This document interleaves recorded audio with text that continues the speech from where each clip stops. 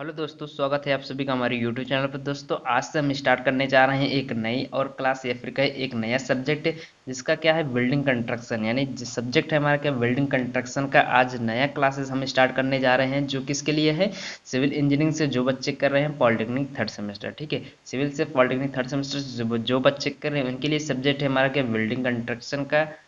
Construction आज से हमारा नया क्लास से स्टार्ट होने जा रहा है। तो जो भी बच्चे लेना चाहते हैं तो हमारे टेलीग्राम चैनल से ज्वाइन हो जाइए। लिंक आपको नीचे डिस्क्रिप्शन में आपको मिल जाएगा, वहाँ पर आपको सारी क्लासेस मिल जाती हैं। ठीक है, तो चलिए हम इस वीडियो को स्टार्ट करते हैं।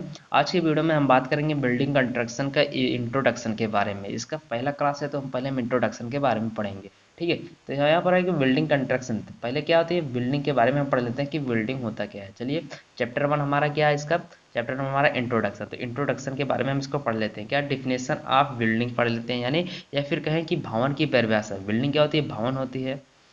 तो भवन की परिभाषा पढ़ लेते हैं, क्या होती है कि ए बिल्डिंग इज ए स्ट्रक्चर। यानी भवन भवन एक हमारी संरचना है। क्या जो भवन संरचना वो किसके साथ बनी होती है, विथ ए रूफ, यानी हमारा एक छत होती है, एंड वॉल्स होती है, यानी दीवारों के साथ मिलकर बनी होती है। बिल्डिंग संरचना जो होती है हमारी, या फिर कहें भवन संरचना हमारी छत तथा दीवारों से मिलकर बनती है, जो कहाँ पर होती है कि more or less permanently in one place, यानी किसी एक स्थान पर अस्थायी रहे या फिर अस्थायी रहती है। भवन एक हमारी ऐसी संरचना होती है जो हमारी एक अस्थायी तथा अस्थायी के रूप में रहती है, जो किसके साथ मिलकर बनती है, छत के साथ तथा दीवारों से मिलकर बनती है। ठीक है, जैसे वो हमारा क्या सच एज द हाउस हुआ एंड फैक्ट्री हो गया। ठीक है, तो इंपॉर्टेंट है, आप डिफिनेशन आपको समझ में आ गया होगा। जो बच्चे हिंदी मीडियम से देख रहे हैं उनके लिए आगे मैं हिंदी में ही बताऊंगा, चूंकि जो डिफिनेशन है आपको पूरी तरह से हिंदी में भी मैं आपको समझा रहा हूँ। ठीक है, तो आगे टेंशन मत लीजिएगा हिंदी मीडियम वाले।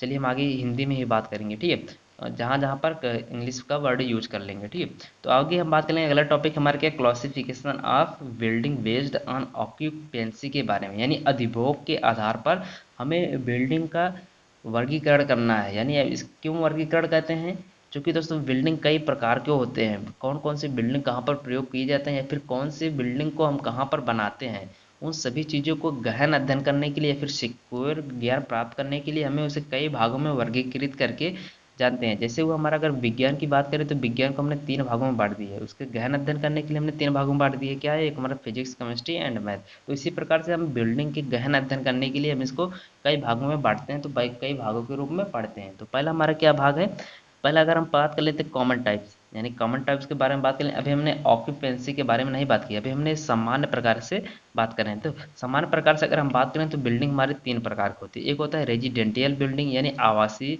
आवासीय भवन, जिसमें हम सभी लोग रहते हैं, जिसमें हमारे रसोइयाँ रहती है, या फिर शयन घर होती हैं, शयन कक्ष होती हैं, या फिर भोजन कक्ष होती है, उसे क्या कहते हैं, आवासीय भवन कहते हैं। ठीक है, और दूसरा हमारा क्या पब्लिक बिल्डिंग होती है, यानी सार्वजनिक भवन, जहाँ पर सभी लोग आते जाते रहते हैं, उसको क्या कहते हैं, पब्लिक बिल्डिंग कहते हैं। ठीक है, और अगला हमारा टॉपिक अगला है क्या हमारा, अगला है इंडस्ट्रियल बिल्डिंग। इंडस्ट्रियल बिल्डिंग यानी औद्योगिक भवन, जहाँ पर हमें कई प्रकार के सभी प्रकार के कल पुर्जों या फिर किसी मतलब औद्योगिक रूप से, वहाँ पर औद्योगिक रूप से कार्य किए जाते हैं, कहाँ पर, औद्योगिक भवन में। ठीक है, तो ये हमारे 3 प्रकार के समान प्रकार हुए। ठीक है, अब ऑक्यूपेंसी के आधार पर अगर हम बात करें तो चलिए हम आगे बात कर लेते हैं किसके बारे में, ऑक्यूपेंसी के आधार पर। ठीक है, पढ़ लेते हैं ऑक्यूपेंसी के आधार पर। ठीक है, तो राष्ट्रीय भवन संहिता, राष्ट्रीय भवन संहिता इसको क्या कहते हैं इंग्लिश में, नेशनल बिल्डिंग कोड। ये हमारा इंपॉर्टेंट है। राष्ट्रीय भवन संहिता को इंग्लिश में क्या कहते हैं, या फिर नेशनल बिल्डिंग कोड कहे या फिर एनबीसी कहे, नेशनल बिल्डिंग कोड का है। इसके ऐसे भी लिखा जाता है एनबीसी, इसी के रूप में भी लिखा जाता है। ठीक है, तो आप घबराइएगा नहीं। नेशनल क्या है हमारा, नेशनल बिल्डिंग कोड है। देखिए, राष्ट्रीय भवन संहिता 1970 में जो संहिता लागू की है उसके आधार पर हम आपको बताने वाले हैं। ठीक है, कि अनुसार विभिन्न प्रकार के भवन निम्न मुख्य रूप से, विभिन्न प्रकार के भवनों को निम्न या फिर मुख्य वर्गों में विभाजित किया गया है। निम्न मुख्य यानी इंपॉर्टेंट है, तथा निम्न कई प्रकार के जो हमारे नीचे लिखे गए हैं उन मुख्य वर्गों में विभाजित किया गया है। तो चलिए हम बात कर लेते हैं इस वर्ग में, और हमारा इंपॉर्टेंट टॉपिक है क्या, इस वर्ग में हम क्या पढ़ने वाले हैं, इस वर्ग में कई उपवर्ग होते हैं। जो भी वर्ग पढ़ेंगे उसमें कई सारे उपवर्ग होते हैं, यानी सब डिवीजन भी हो सकते हैं। ठीक है, चलिए देख लेते हैं आगे क्या क्या है।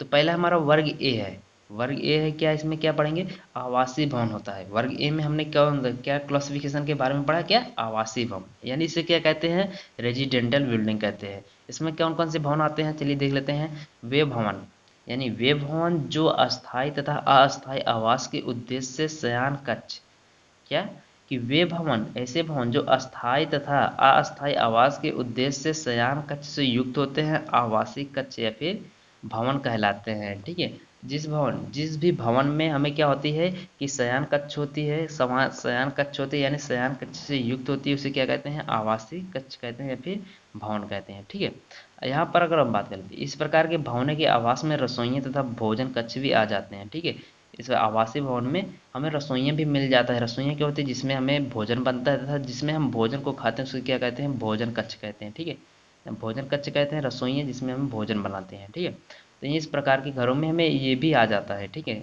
जरूरी नहीं है अगर ये सभी आए तभी हमारा आवासीय भवन होगा, लेकिन कहीं कहीं पर भी आ जाते हैं। ठीक है, चलिए इसके हम एग्जाम्पल के बारे में बात कर लेते हैं, यानी कौन कौन से होते हैं। तो एग्जाम्पल के बारे में बात करें तो मकान हुआ, जैसे हमारा मकान हुआ, यहाँ पर क्या क्या होती है हमारे शयन कक्ष होती है, भोजन कक्ष होती है, रसोइयाँ होती है, इन सभी क्या होती है हमारे मकान में रहती है। क्वार्टर में होती है बंगले हुआ, होटल हुआ, छात्रावास हुआ, धर्मशाला हुआ आदि आवासीय भवन के श्रेणी क्रम में आते हैं। ठीक है, चलिए अब हम इसके उपवर्ग के बारे में बात कर लेते हैं। ठीक है, आवासीय भवन को 5 उपवर्गों में विभाजित किया गया। आवासीय भवन को कितने उपवर्गों में विभाजित किए गए 5। पहला हमारा ए फर्स्ट है क्या अस्थायी निवास गृह। अस्थायी अस्थायी किसे कहते हैं, जैसे वो हमारा धर्मशाला हुआ, सराय हुआ, यानी धर्मशाला अगर आज यहाँ पर कोई है तो कल कहीं और धर्मशाला में जाकर वह रहेगा। ठीक है, धर्मशाला में क्या रहता है कि शयन कक्ष भी होता है। ठीक है, कहीं कहीं पर हमारा क्या होता है भोजन की यानी भोजन कक्ष होता था, रसोइयाँ भी होती है धर्मशाला में। ठीक है, और सेकंड है कि हमारा पारिवारिक व्यक्तिगत पारिवारिक व्यक्तिगत रेजिडेंटल बिल्डिंग होती है। आरबी का मतलब क्या होता है रेजिडेंटल बिल्डिंग, यानी परिवार जहाँ पर परिवार रहता है या फिर व्यक्ति रहते हैं वहाँ पर क्या होती है शयन कक्ष होती है, रसोइयाँ भी होती है। ठीक है, तो ये हमारा सेकंड में रखा गया। ठीक है, और ये थर्ड में हमारा क्या है डोरोमीटर्स क्या होती है हमारे सामान्यतः रेलवे स्टेशन पर बने होते हैं। इस प्रकार के जो मकान होते हैं डोरमीटर्स के जो स्थान होते हैं वो मकान होते हैं वो कहाँ पर बनते हैं हमारा रेलवे स्टेशन पर प्राय बनाए जाते हैं। ठीक है, और ये हमारा जो 4 है वो कहाँ पर होता है, जैसे वो हमारा फ्लैट्स हो गया, और A5 हमारा क्या होता है होटल्स में बने होते हैं। होटल्स को A5 में श्रेणी में रखा गया है तब फ्लैट्स को ए फोर्थ में रखा गया। ठीक है, वर्ग ए के 4 में रखा गया। ठीक है, चलिए हम आगे अपन बात कर लेते हैं वर्ग बी के बारे में। तो वर्ग बी हमारा क्या है एजुकेशनल बिल्डिंग, यानी शैक्षणिक भवन जहाँ पर हमें शिक्षा प्राप्त की जाती है। ऐसे भवन यानी प्रारंभिक शिक्षा, ऐसे भवन जिसमें हमें प्रारंभिक शिक्षा जैसे वो हमारा नर्सरी हो गया, प्राइमरी हो गया, स्कूल या फिर पाठशाला आदि, ये सब हमारे क्या है प्रारंभिक शिक्षा के अंतर्गत आती है। प्रारंभिक शिक्षा क्या है हमारी नर्सरी, प्राइमरी, स्कूल तथा पाठशाला, ये सब हमारे प्रारंभिक शिक्षा में आती हैं। प्रारंभिक शिक्षा से उच्च शिक्षा, प्रारंभिक शिक्षा से उच्च शिक्षा तक के उद्देश्य से, यानी जो भी भवन हमारे प्रारंभिक शिक्षा तथा उच्च शिक्षा के उद्देश्य से बने होते हैं या फिर उद्देश्य से प्रयोग किए जाने वाले जो समस्त जो घर होते हैं, मकान होते हैं या फिर कई भवन होते हैं, वो हमारे क्या होते हैं शैक्षणिक भवन के अंतर्गत आते हैं या फिर शैक्षणिक भवन कहलाते हैं या फिर एजुकेशनल बिल्डिंग कहलाते हैं। ठीक है, कौन से भवन जो प्रारंभिक शिक्षा से तथा उच्च शिक्षा तक के उद्देश्य के प्रयोग किए जाने वाले समस्त प्रकार के भवनों को किसके अंतर्गत रखते हैं एजुकेशनल बिल्डिंग के अंतर्गत कर रखते हैं, फिर शैक्षणिक भवन कहलाते हैं। ठीक है, अब एग्जाम्पल ले लेते हैं। एग्जाम्पल क्या होती है कि स्कूल हो गया, स्कूल हमारे केस में आते हैं एजुकेशनल बिल्डिंग में आते हैं, कॉलेज हमारे इस एजुकेशनल बिल्डिंग में आते हैं तथा विश्वविद्यालय प्रशिक्षण संस्था ये सभी हमारे किस में आते हैं एजुकेशनल बिल्डिंग में आते हैं। चलिए अब अपन कुछ इसके इंपॉर्टेंट के बारे में बात कर लेते हैं। इंपॉर्टेंट हमारे क्या है कि जैसे शैक्षणिक भवनों में शैक्षणिक जो हमारे एजुकेशनल बिल्डिंग होती है इसमें सप्ताह में कम से कम 8 घंटे प्रशिक्षण कार्य होना जरूरी होता है या फिर अनिवार्य है। यानी किसी भी एजुकेशनल बिल्डिंग में हमारे सप्ताह में एक सप्ताह में यहाँ पर बता रहा है पर डे की बात नहीं कर रहा है, सप्ताह में 8 घंटे प्रशिक्षण कार्य करना अनिवार्य होता है। ठीक है, और साथ ही साथ इसमें क्या होता है इन भवनों में शिक्षण संबंधी सुविधाएं भी होती हैं, जैसे हमारा व्याख्यान हुआ, प्रयोगशाला हो गया, हमारा कार्यशाला हो गया, ड्राइंग कक्ष हो गया आदि आदि, ये सभी हमारे कक्ष उसमें उपस्थित होने चाहिए किसमें एजुकेशनल बिल्डिंग में। ठीक है, समझ में आ गया हो गया। चलिए हम आगे अपन बात कर लेते हैं इसके बारे में वर्ग सी के बारे में। वर्ग सी क्या हमारा इंस्टीट्यूशनल बिल्डिंग के बारे में यानी संस्थागत के भवन के बारे में। ठीक है, तो इस वर्ग सी में क्या आते हैं शारीरिक व मानसिक रोगों की चिकित्सा के लिए, शारीरिक व मानसिक रोगों की चिकित्सा के लिए बने अस्पताल व सैनिटोरियम, वृद्ध व अपंग की देखभाल के लिए बने भवन, ये इस प्रकार से किया कि शारीरिक तथा मानसिक रोगों को चिकित्सा के लिए बने अस्पतालों या फिर वह सैनिटोरियम या फिर वृद्ध अपंगों को देखभाल के लिए बने भवन या फिर नारी केंद्र हो गया हमारा अनाथालय, कार्य कार्यरत महिलाओं के लिए हॉस्टल हो गया या फिर अपराधी के लिए बने जेल को। इस प्रकार के सभी भवन हमारे किस में आते हैं, भवन के अंतर्गत आते हैं, किसके, इंस्टीट्यूशनल बिल्डिंग के अंतर्गत आते हैं, संस्थागत भवन के अंतर्गत आते हैं। कौन कौन से मकान होते हैं, जैसे वो हमारा अस्पताल हो गया, उसके बाद सैनिटोरियम हो गया, उसके बाद क्या वृद्ध अपंग हो गया, अनाथालय हो गया, कार्यरत महिलाओं के लिए हमारा हॉस्टल हो गया तथा अपराधियों के लिए जेल। इस सभी प्रकार को जहाँ पर रखा जाता है, जिस भवन में रखा जाता है वो भवन हमारे किसके अंतर्गत आते हैं, संस्थागत भवन के अंतर्गत आते हैं। ठीक है, चलिए अब इसके बारे में बात कर लेते हैं। क्या ये भवन समस्त आवास के लिए नहीं, ये हमारे इस प्रकार के, अभी हमने आपको अगले बताया कि आवासीय भवन में शयन कक्ष होते हैं तथा रसोई घर होती है, भोजन भी आती हैं। तो इन सभी में भी क्या अस्पतालों में रसोई घर नहीं होती, भोजनालय नहीं होती हैं, तो इन सभी में भी हमारी होती हैं, शयन कक्ष होती है, भोजनालय होती हैं तथा रसोई घर होती हैं। ठीक है, लेकिन इसको हमें आवासीय भवन में क्यों नहीं रखा गया, क्योंकि यहाँ पर देखिए, यहाँ पर समान आवास के लिए नहीं रखा जाता है।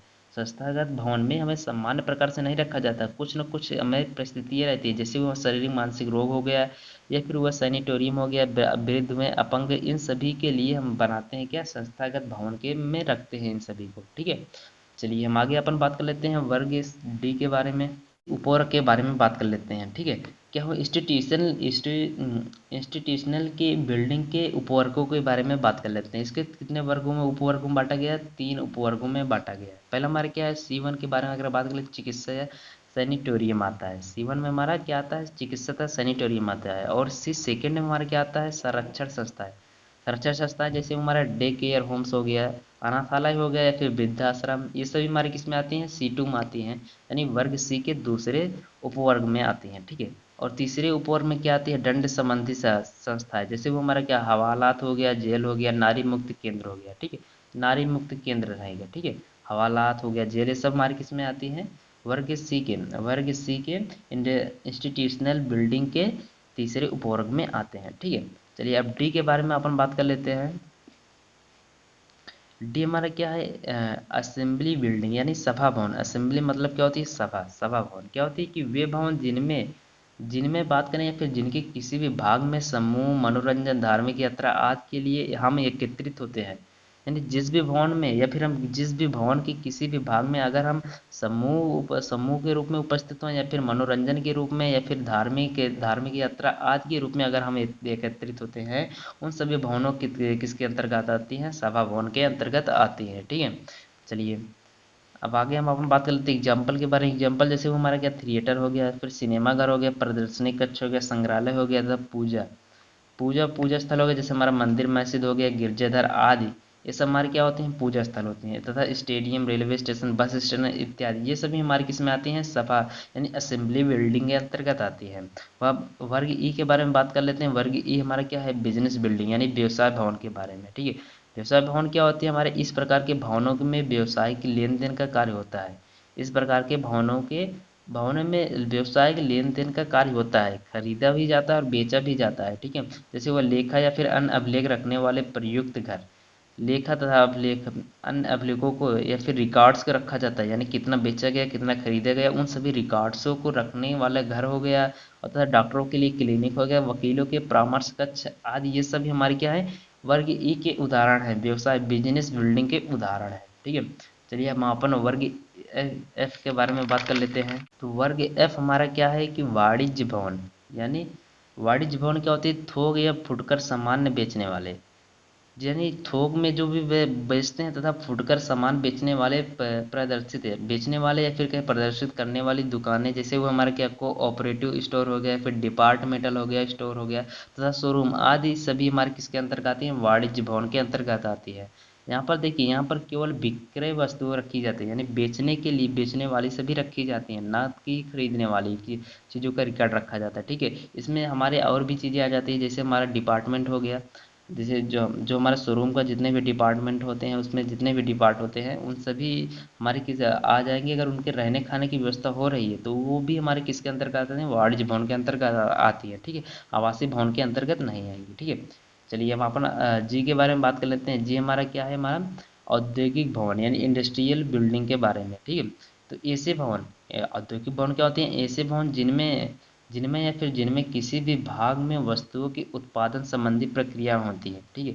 उत्पादन संबंधी प्रक्रिया होती है किसकी, किसी विभाग में वस्तुओं के उत्पादन संबंधी प्रक्रिया होती है। जैसे हमारा कल पुर्जा हो गया, कल पुर्जों को जोड़ना हो गया, तथा अर्थात असेंबली आदि की कार्य होते हैं, तो उनको क्या कहते हैं, औद्योगिक भवनों की श्रेणी में रखते हैं, ठीक है, या फिर आते हैं। जैसे हमारा क्या हुआ, फैक्ट्री हो गया, वर्कशॉप हो गया, मिल हो गया, व फिर कारखाने हो गया। यानी ऐसे भवन जिनके अंतर्गत या फिर जिनमें हम क्या करते हैं, किसी भी वस्तु में, किसी भी भाग में वस्तुओं को उत्पादन संबंधी प्रक्रिया होती है, उत्पादन कैसे किया जाता है, ठीक है। तो उन सभी प्रक्रियाओं होती है, तथा कल पुर्जों को जोड़ना हुआ या फिर तोड़ना हुआ या फिर असेंबली आदि कार्य होते हैं, वहाँ पर क्या कहते हैं, उस प्रकार के जहाँ जिस भवन में होते हैं, तो उस भवन को किसके अंतर्गत रखते हैं, औद्योगिक भवन के अंतर्गत रखते हैं, इंडस्ट्रियल बिल्डिंग के अंतर्गत रखते हैं, ठीक है। चलिए वर्ग एच के बारे में बात कर लेते हैं। वर्ग एच हमारा क्या है, भंडारण भवन यानी स्टोरेज बिल्डिंग के। स्टोरेज बिल्डिंग क्या होती है हमारे, कि इस प्रकार के भवनों में अति ज्वलनशील, यानी भंडारण में क्या होती है, इस प्रकार के भवनों में अति ज्वलनशील पदार्थ तथा वह फिर विस्फोटक पदार्थों को छोड़कर अन्य सभी प्रकार के सामानों को भंडारण के लिए प्रयोग किया जाता है। यानी कैसे कोई ऐसा भवन जिसके जहाँ पर हमें अति ज्वलनशील पदार्थ हो गया या फिर विस्फोटक पदार्थ हुआ, इन दोनों पदार्थों को छोड़कर जितने सभी प्रकार की चीज़ों का भंडारण करते हैं, या फिर सभी प्रकार के सामानों का भंडारण करते हैं जिस भी भवन में, उस भवन हमारे किसके अंतर्गत आती हैं, भंडारण भवन के अंतर्गत आती है, स्टोरेज बिल्डिंग के अंतर्गत आती है। जैसे वो हमारे क्या, वो एक गोदाम हो गया, या फिर हो गया वेलफेयर हाउस हो गया, या फिर कोल्ड स्टोरेज हो गया। वेयर हाउस आपको पता होगा, जो भी बच्चे पबजी खेलते होंगे उनको पता होगा क्या होती है वेयर हाउस, ठीक है। गोदाम भी आपको पता होगा, तथा कोल्ड स्टोरेज भी पता होगा, माल गोदाम अनाज के भंडार। तथा हैंगर भी, हैंगर क्या होती है हमारी, क्या होती है जहाँ पर जहाजें हमारी खड़ी होती है उसे क्या कहते हैं, हैंगर कहते हैं। आदि ये सभी हमारी क्या आती हैं, आदि प्रकार के जो भवन होते हैं, इसी प्रकार के आदि जो भवन होते हैं या फिर और भी भवन होते हैं, किसके अंतर्गत आते हैं, भंडार भवन के अंतर्गत आते हैं, ठीक है। चलिए हम वर्ग आई के बारे में अपन बात कर लेते हैं। तो अब वर्ग आई में क्या है कि जोखिम युक्त भवन, जोखिम युक्त भवन क्या होती है, जैसे वह हमारे कि इस वर्ग के अंतर्गत, ये हमारे क्या होती है, इस वर्ग के अंतर्गत अति ज्वलनशील पदार्थ हो गया, या फिर विस्फोटक हो गए, या फिर विषैले हो गए, या फिर वह स्वास्थ्य के लिए हानिकारक पदार्थों का भंडारण, रख रखाव, उत्पादन या फिर पराक्रम में प्रयुक्त होने वाले भवन आते हैं, ठीक है। जोखिम युक्त यानी इसमें क्या हुआ, जोखिम रहता है, हमारी जोखिम रहता है। जैसे वो हमारा क्या, इस भवन के अंतर्गत अति ज्वलनशील पदार्थ हो गया, इन सभी अति ज्वलनशील पदार्थ हो गया, विस्फोटक पदार्थ तथा जो हमारे स्वास्थ्य के लिए हानिकारक पदार्थ होता है, उनका भंडारण जिस भी भवन के अंतर्गत किया जाता है, वो सभी हमारे भवन किसके अंतर्गत आते हैं, जोखिम युक्त भवन के अंतर्गत आते हैं। क्योंकि कैसे हुआ है कि इन सभी भवनों में अग्निकांड, देखिए इन सभी भवनों में अग्निकांड होने की अधिक संभावना होती है। अगर ज्वलनशील पदार्थ हो तो अत्यधिक आग लगने की संभावना रहती है, तथा जब हमारी विषैली गैसें होती है, जो हमारी विषैली गैसें होती है, उनका रिसाव होता है, तब पर भी हम विस्फोटक अधिक पर होता है, ठीक है। तो विषैली गैस का अगर हम रिसाव होगा तो वहाँ पर अत्यधिक हमें स्वास्थ्य के लिए हानिकारक होगी, ठीक है। तथा विस्फोटक भी हो सकता है, आज के कारण हम इसको क्या कहते हैं, जोखिम जोखिम हो सकती है, ठीक है। जोखिम हो सकती है उन सभी भवन, तो इन सभी भवनों के लिए आवासीय भवन का प्रयोग नहीं किया जाता, ठीक है। तो इन सभी भवनों में हमारे आवासीय भवन का प्रयोग हम करते हैं। इस घर का प्रयोग केवल भंडारण के लिए प्रयोग किया जाता है, जोखिम युक्त भवन को किसके भंडारण के लिए, ज्वलनशील हो गया या फिर विस्फोटक हो गया या फिर विषैले हो गया, ठीक है। इन सभी प्रकारों के पदार्थों का इस प्रकार के पदार्थों का हम भंडारण कहाँ करते हैं, जोखिम युक्त भवन में करते हैं, ठीक है। आज की वीडियो में हमने क्या पढ़ लिया कि हमने सभी क्लासिफिकेशन के बारे में पढ़ लिया, क्या ऑक्यूपेंसी के सभी क्लासिफिकेशन हमने पढ़ लिए, ठीक है। आगे हम अपन बात करेंगे, अगला लेक्चर हमारा जल्दी अपलोड होने वाला है, ठीक है। तो इसके लिए जो भी बच्चे अभी तक चैनल को नहीं सब्सक्राइब किए, चैनल को सब्सक्राइब करके बेल आइकन को ऑल पर सेलेक्ट कर लीजिए, जिससे आने वाली हर वीडियो का नोटिफिकेशन आपको मिलता रहे, ठीक है। और साथ ही साथ दोस्तों आपको सभी प्रकार की भी सिविल इंजीनियरिंग की क्लासेज आपको इसी चैनल पर प्रोवाइड होने वाली है, तो आप जरूर से जरूर चैनल को सब्सक्राइब कर लीजिए तथा बेल आइकन को ऑल पर सेलेक्ट कर लीजिए, ठीक है। तो चलिए मिलते हैं दोस्तों अगले लेक्चर में, तब तक के लिए जय।